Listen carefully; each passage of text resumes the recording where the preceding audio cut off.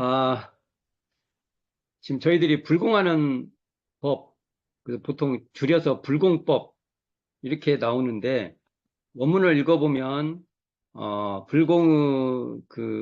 불공의 대상이 다 사은, 어, 우리로 말하면 법신불 사은, 이렇게 얘기할 수 있고, 원문상으로 보면 법신불의 응화신인 우주만유고, 그 우주만유는 또 사은이다. 뭐 이런 표현을 할 수가 있어요. 그러니까 우리는 불공법 해도 실질적으로는 사은에 보은하는 것.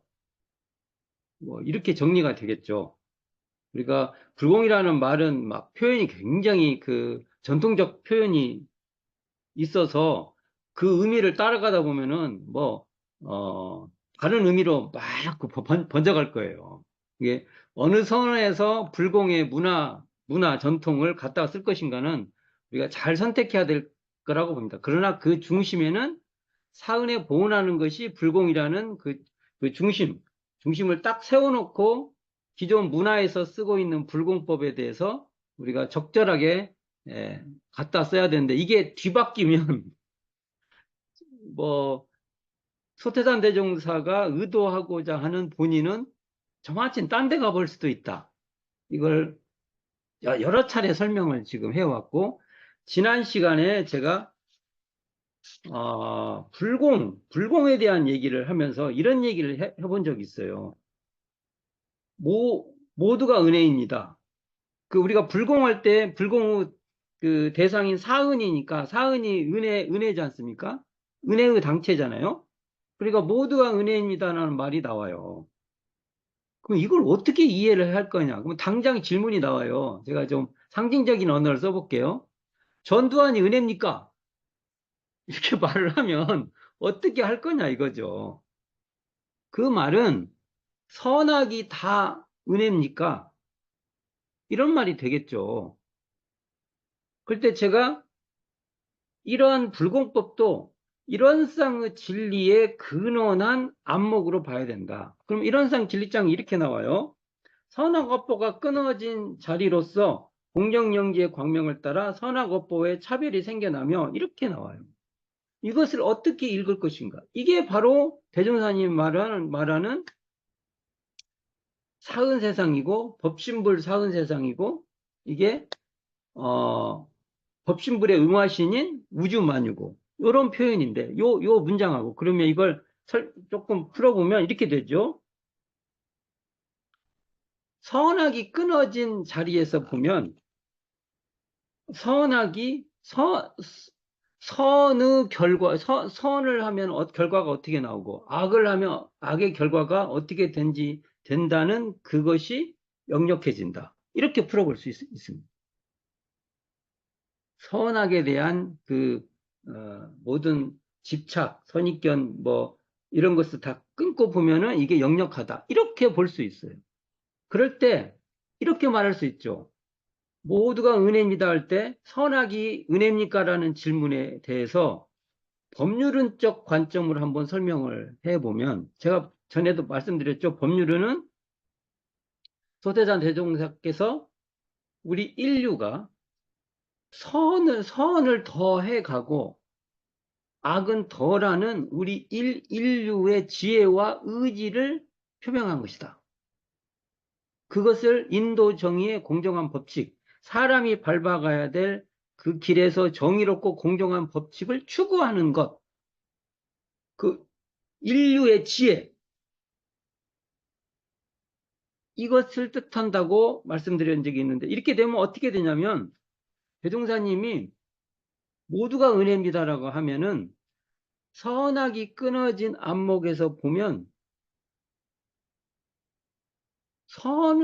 선의 결과는 우리가 추구해 가고 악의 결과는 우리가 끊어가는 것이 보은이다. 이 모두가 은혜라는 말. 은혜라는 게 악을 보고 악을 통해서 반면교사를 하고 그렇게 하면 안 되겠다. 선을 보고는 고맙고 그 길을 우리도 해야 되겠다. 이렇게 가는 것이지 모두가 은혜입니다 하니까 다 이게 뭐죠? 순응하고 그냥 좋은 게 좋은 거고 이런 의미는 아니다. 분명히 해둬야 된다. 그래서 대종사님께서 법률 법률운의 강령으로 정의는 세우고 불의는 제거하는 도 이렇게 말했어요. 이게 정확한 말입니다. 근데 우리가 의외로 이런 면에 대해서 잘 이렇게 명쾌하지 않게 그러니까 요즘에 윤석열 같은 경우에 우리하고 안 맞는 뭔가 대중을 위하는 것이 아니다고 생각이 되면 우리가 거기에는 최소한 비협조, 비타협해야 된다는 겁니다. 잘한 것은 또 찬성하고 이런 거죠. 우리 입장에서 뭐 윤석열은 무조건 나쁘다. 이건 선하고 오빠가 끊어진 자리가 아니에요.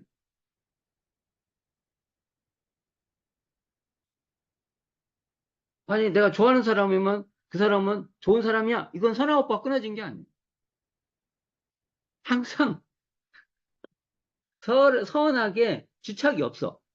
그러면 상황에 따라서 저건 저렇게 하면은 내가 따를 수 없어. 저건 저렇게 하면 내가 저것은 따를 수 있어. 끌리지 않은 자리에서 저것은 따르고 저것은 따르지 않고 이렇게 가야 된다는 것이죠. 이게 지난 시간에 그 얘기를 잠깐 요약을 하면 이렇게 되겠죠. 또 오늘은 이걸 조금 더 대종사님 법문에 의해서 한번 더 살펴보겠다는 거예요. 그게 대종경 교육품 15장에 그 실상사로 노부부가 가서 불공하러 가는데 그 이유가 며느리가 노부부의 말을 잘 안 들어서 며느리가 노부부 말을 잘 듣도록 부처님께 불궁하러 간다. 그런데 대종사님께서 복례정산에 계실 때 노부부를 왜 가세요? 뭐하러 지금 가십니까? 해서 그 이야기를 상담을 잘 해서 불공의 과정을 잘 가르쳐 줘서 결국은 며느리가 노부부에게 효도하는 길을 제시해 줬다. 그게 바로 실지불공입니다. 그림서나 내용 중에 보면은 며느리가 삼부처다. 이게 나와요. 삼부처 얘기가 나옵니다. 삼부처. 그럼 죽은 부처도 있나요? 이 내용을 보면은 좀 죄송한 소리지만 절에 있는 부처님은 죽은 부처라고 할 수도 있어. 의미가 이렇게 하면 안 되지만 하여간 그 우리도 이런 쌍이 죽은 법당에 있는 이런 쌍은 죽은 이런 쌍일 수 있다는 거예요. 그렇죠? 이게 의미를 모르면 그렇게 된다는 거예요. 그러면서 어, 그, 이 삼부처가 왜 삼부처라고 했냐면 효도하고 불효할 직접 권능이 있기 때문에 삼부처다. 이게 많이 되나요? 며느리가 효도하고 불효할 권능이 직접 권능이 있나요? 이 의미가? 그렇죠. 며느리한테 권한 있잖아요. 효도하고 불효할 권능. 이게 참 어려운 말이에요. 이게 상대적인 말입니다. 그러면 며느리한테는 노부부가 시부모가 나를 구박할 수도 있고 구박 안 할 수도 있는 권능이 있는 거죠. 상호적이라는 거예요. 그렇죠? 이게 이 법설이 우리가 이제 죄복을 직접 당처에 비는 실지불공이다 이렇게 나와 있잖아요. 이걸 좀 잘 살펴볼 거 있는데 한번 읽어봅시다. 읽어보는 것도 의미가 이런 개념으로 한번 읽어보게요. 대종사 복례정사에 계실 때 하루는 어떤 노인 부부가 지나가다 말하기를 이게 이 노인 부부가요 알고 지낸 사이예요. 쌩판 모르는 부분을 불러다가 하는 게 아니에요. 이 법설 읽을 때 그게 좀 이런 게 화제죠. 평소에 이렇게 안면이 있는 분들이에요. 자기의 자부 며느리죠. 자부가 성질이 불손하고 불효가 막심함으로 승깔이 있네요. 요즘으로 보면 아주 좋은 성격이죠. 자립적 성격이 있는 실상사 부처님께 실상사에 있는 여기 부처님은 등신불이에요. 등상불. 께 불공이나 올려볼까 하고 가는 중이라고 하는지라 대종사 들으시고 말씀하시기를 그대들이 어찌 등상불액이, 여기 등상불 나오는데, 등상불액이 불공할 줄은 알면서, 등상불에 상대적으로 뭐가 나왔어요? 삼부처가 나왔죠? 삼부처에게는 불공할 줄 모르는가? 이런 질문이 아주 어마무시한 질문이죠. 그러니까 대각자들만, 대각하신 분들이 이런 질문을 할 줄 아는 것 같아요. 어떻게 그냥 그 부부 여쭙기를 삼부처가 어디 계시나이까 물어봅니까? 대종사 말씀하시길 그대의 집에 있는 자부 며느리가 삼부처니라. 그리고 정의를 내려요. 삼부처가 무엇이냐? 이 굉장히 중요한 말입니다. 이런 얘기 잘 안 하더라고요. 대종경 교의품에 죄복을 주는 출처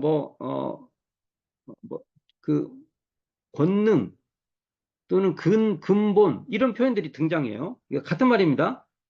죄복을 주는 것이나 효도하고 불효할 권능이나 똑같은 말이에요. 그러니까 봅시다. 그대들에게 효도하고 불효할 직접 권능이 그 사람에게 있는 연고라. 이게 진짜 중요한 말입니다. 우리가 죄복을 준다는 말을 오해를 해요. 단어의 뜻을. 우리에게 죄를 주는 게 아니에요. 생각을 해봐. 죄복을 주는 권능은 우리한테 죄를 준다. 어떻게 죄를 줘요? 상대방이? 자기가 죄를 지면서 우리에게 해독을 준다 이거예요. 내가 악을 지면서 사람들한테 피해를 준다고요. 이게 죄를 준다는 표현이고요. 복은 뭐냐면 자기가 복을 지면서 주변 사람들에게 즐거움, 낙도 준다 이거예요.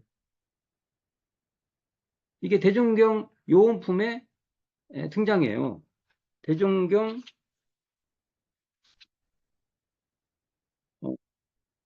요원품 34장에 보면 선악 있는데 선을 지은 사람은 그 선을 지으면서 자기가 복을 받는 사람은 선도 짓고 악을 지은 사람은 자기가 악을 지면서 자기가 죄를 받으면서 한다는 그 말씀이 나와요. 그것도 한번 참고로 보면 명쾌합니다. 자, 거기에 먼저 공을 들여보면 어떠하는가? 그대 다시 여쭙기를 어떻게 공을 들어오리까? 대종사 말씀하시길 그대들이 불공할 비용으로 자부의 뜻에 맞는 물건을 사다 주며 자부를 오직 부처님 공경하듯 위에 주어 보라. 그리하면 그대들의 정성을 따라 불공한 효과가 나타나리라. 그대들이 집에 돌아가 그대로 하였더니 과연 몇 달 안에 효부가 되는지라. 그대들이 다시 와서 무수히 감사를 원인인지라. 대종사 옆에 있는 제자에게 말씀하시 이것이 곧 죄의 복을 직접 당처에 비는 실질불공입니다. 죄의 복을 직접 당처에 비는. 그러면 여기서 보면 이런 거예요. 죄를 빌어요? 이게 언어를 잘 이해해야 돼요, 이거. 의심 안 해보셨어요? 죄를 빌어요? 복을 빌어요? 복을 빈다는 건 이해가 되죠. 근데 죄라는 것은, 죄를 지으면서 자기가 죄해. 그래서 단어를 쓸 때 죄해, 죄고, 이렇게 써요. 자기가 죄를 지으면서 고통을 받고, 죄를 지으면서 해를 입는다. 이런 의미예요, 이게. 근데 그 앞에, 다 쓸 수 없으니까, 한자만 쓰는 거예요.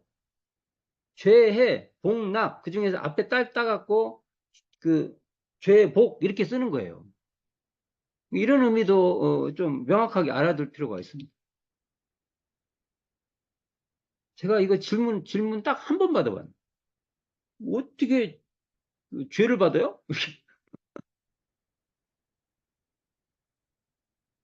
자, 이렇게 됐을 때, 자, 우리가 지금 고민해 볼 것이 효도하고 불효할 권능인 삼부처는 현대 철학적 의미로 보면은 내가 대하고 있는 상대를 말합니다. 상대. 이걸 보통 철학에서는 타자라고 합니다. 타자. 그렇잖아요. 자기가 쓰면 타자가 있잖아요. 근데 타자를 내가 도구같이 막 쓰는 게 가능한가요? 자기 위력으로 또 쓰기도 하죠. 사실은 수단과 수단. 근데 불공은 타자를 수단으로만 수단으로 여긴 게 아니라 목적으로 대한다는 겁니다. 수단으로 대하는 면도 있지만 그 수단이 궁극적으로는 목적으로 진행되도록 하는 거예요.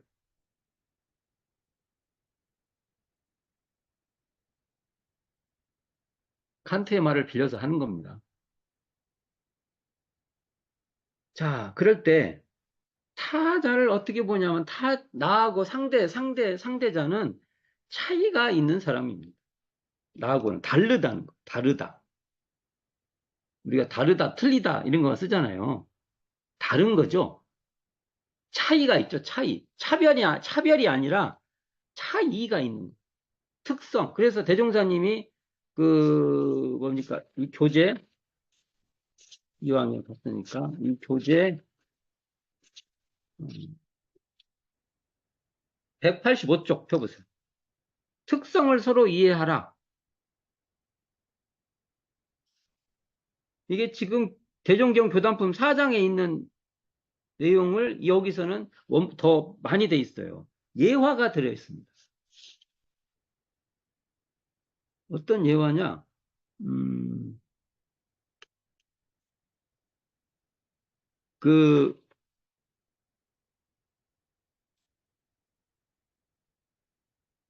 아, 쭉 보면은 제가 갑자기 생각이 안 나네요. 그 청렴, 그 깨끗한 것을 추구했던 분이 있어요. 교단에, 어른에. 여기 읽어보면 나와요.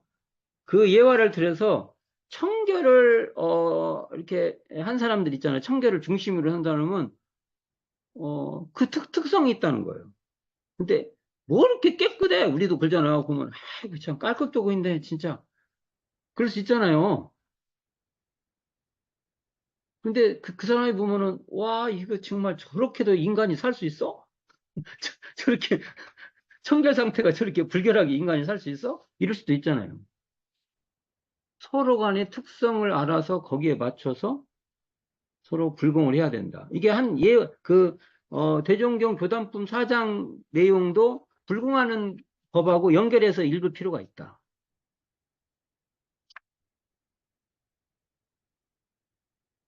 자, 그렇다면, 어, 상대를 우리는 어떻게 이해를 해야 될까? 아까 말했죠? 차이가 있고, 나하고 차이가 있어요. 이게, 나 같으면, 자기 생각에, 왜 저러지? 그러면 해답이 안 나온다고요. 그리고, 차이가 다름이죠. 그리고, 근데 여기서, 중요한 것은 지금은 불공을 할 때, 상대를 말할 때, 상대는 욕망의 주체가 있는 사람이라는 게 전제되어 있습니다. 우리가 불공이라고 할 때 저쪽 사람 욕망이 있다는 것을 우리가 잊어버리면 안 된다고요. 근데 우리가 어 약간 이걸 불공하는 법을 오해할 수가 있어요. 마치 욕망이 음 일정하게 이렇게 통제된 대상으로 사람을 보면 안 된다는 겁니다. 다 욕망이 있어요. 욕망을 서로 타협도 해야 되고 욕망을 서로 협의도 해야 되고 불공을 하려면 그렇게 해야 된다는 겁니다. 너무 당연한 말인데 엄청 골치 아픈 얘기. 이 당연한 말이. 현재 오불계 교단사에도 이게 지금 복잡한 문제가 생겨 있습니다. 교원이 뭡니까? 우리의 욕망을 더 공적인 곳에다가 갖다 놓은 거예요. 그렇죠? 교원이라는 게. 근데 그 공적인 욕망을 깨버려? 막 무너뜨려 버려요? 그럼 불공을 못하는 사람이죠. 공의. 공의의 기준인 교헌이 어떤 권위에 의해서 내가 하면 맞아. 내가 맞지. 그게 맞아? 이래버리면 깨져버리는 거예요. 불공 못하는 분이죠. 법률을 깨버리는 거예요. 법률 보훈을 무엇같이 여기는 거예요. 그것이 스승이라고 만일 이름을 걸고 법률 보훈을 깨버려요? 법률 불공하는 사람도 아니고요. 사은에 배은한 사람들입니다.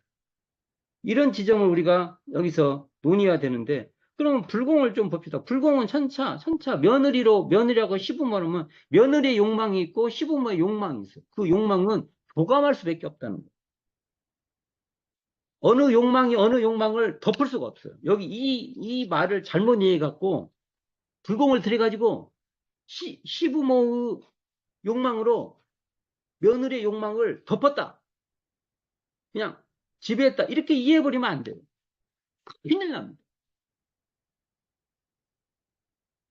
그렇게 이해하는 지점이 우리 교단에 있어요. 마치 불공이 그렇게 하는 건 줄 알아요. 두 욕망의 주체가 교감하는 거예요. 어떨 때는 욕망이 충족이 안 되지만 이렇게 협의하고, 좀 양보하고, 어느 지점에 서로 만나고, 이게 불공이에요. 욕망은 다 충족시킬 수가 없어요. 그렇잖아요. 어느 지점에서 만나야 돼요. 그 지점이 공의의 지점에서 만날수록 좋습니다. 교단사적으로 보면. 그러니까 교원도 만들고 다 그런 거 아닙니까? 그래서 불공은요, 시부모의 욕망과 며느리의 욕망이 서로 간에 교감하고 서로의 욕망을 서로가 일정 부분 받아들이고 이해하는 거예요. 그리고 양해를 또 구하는 거예요. 그렇게 할 수 없다고. 어떻게 다 해줍니까? 그리고 어찌 보면 욕망의 주체는요, 일정 거리를 항상 지혜롭게 떨어져 있어요. 일치? 큰일 날라고요. 불공은요, 우리는 불공을 한다면 두 욕망의 주체가 일치되는 것을 바란다고 하면요, 이건 정말 폭력입니다. 일치될 수가 없어요. 왜요? 상대는 서로 간에 차이가 있어요. 어떻게 일치가 돼요? 그게 완전한 일치도 큰일 나는 것이고요. 그렇다고 완전한 분리도 큰일 나는 거예요. 그러니까 이런 지금 말로 하면 일정한 거리가 있으면 서로가 서로 교감하는, 이렇게 일정한 지점에서 서로 이렇게 만나는 것이지. 그래서 어찌 보면 불공에 대한 오해가 심해요. 내가 불공 열심히 하면 저 사람을 내 수족같이 막 로봇으로, 마치 그것을 스승과 제자의 관계를 설명을 한다든지, 이렇게 되면 안 된다는 거예요. 욕망이 다르다는 거예요.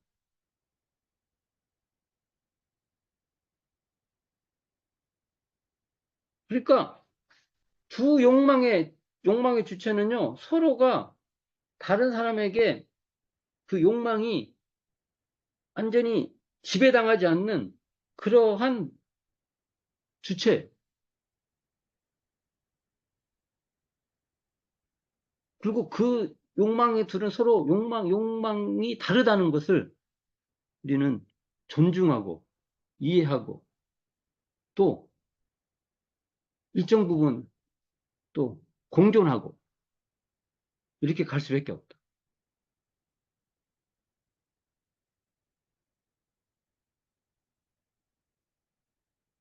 그러니까 이게 내 생각과 상대의 사정과 형편이, 나의 입장과 상대의 입장이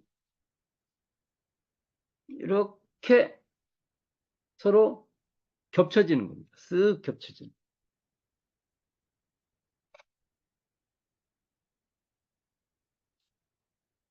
그래서 우리가 보통 불공은요, 기존에 잘못 이해하면 대칭성으로 이해합니다. 내가 이렇게 잘하면 저쪽 이렇게 해줄 거야. 그걸 대칭이라고 그러죠. 내가 여기를 띵 누르면 저쪽에서 띵 반응합니다. 근데 불공법의 원칙은 비대칭성. 비대칭은 이런 거예요.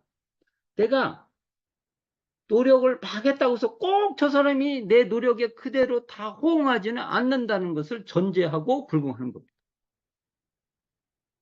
내가 불공을 열심히 하면, 내가 뭔가를 열심히 하면 저쪽에서 내 뜻대로 다 대해줘요? 교당에서 교무가 나 열심히 했어. 최선을 다해서 했어. 그때 교도님들이 우리 교무님 뜻대로 쫙 따르고 그렇게 최선을 다해서 그대로 하겠습니다. 꼭 그렇지는 않습니다. 그 욕망의 내용이 상호, 그 다음에 그 상황의 도가, 그 경우가 딱 맞으면은 그게 잘 많이 맞아져 가지만 내가 노력한다고 꼭 그것이 다 되는 건 아니다는 것을 항상 불공할 때 전제가 있어요. 우리 착각합니다. 내가 이렇게 했는데 안 돼? 안 될 수도 있다는 겁니다. 이게 불공의 비대칭성입니다. 그러니까 예를 들읍시다. 내가 손을 내밀으면 저 상대방이요. 내 손을 잡을 수도 있고 안 잡을 수도 있는 것이 저쪽의 권한이에요. 너무 당연한 얘기 아닙니까? 이게. 근데 그게 상대의 권한이라는 거예요. 또는 저쪽에 손을 내밀어 줬기 때문에 내가 그 손을 잡을 수도 있는 것이 저쪽의 권한이에요. 반대도 마찬가지예요. 내 입장에서 저렇게 말했지만 이게 우리 이 불공은 서로가 상대성을 갖고 있다는 겁니다. 그래서 실지불공을 마치 기계론적인 불공법으로 이해하면 안 된다는 걸 말하는 거예요. 굉장히 유기적이에요.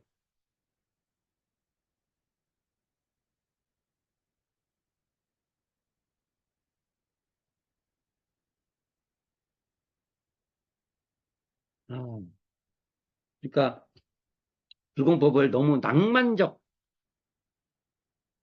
낭만적이라는 게 너무 순진하게 내가 이렇게 해줬으니까 그렇게 되겠지. 이렇게 이해해서도 안 되고. 그 순진함 때문에 고통이 많아요. 우리가. 그것은 사실을 사실대로 못 본 거예요. 그리고 또 좀 능력 있다고 하면은 불공법을 내가 능력 있으면 상대방을 나의 연장, 이게 내 다른 손, 내 다른 발, 상대방을 수단화시켜서 그런 우려를 범하게 된다.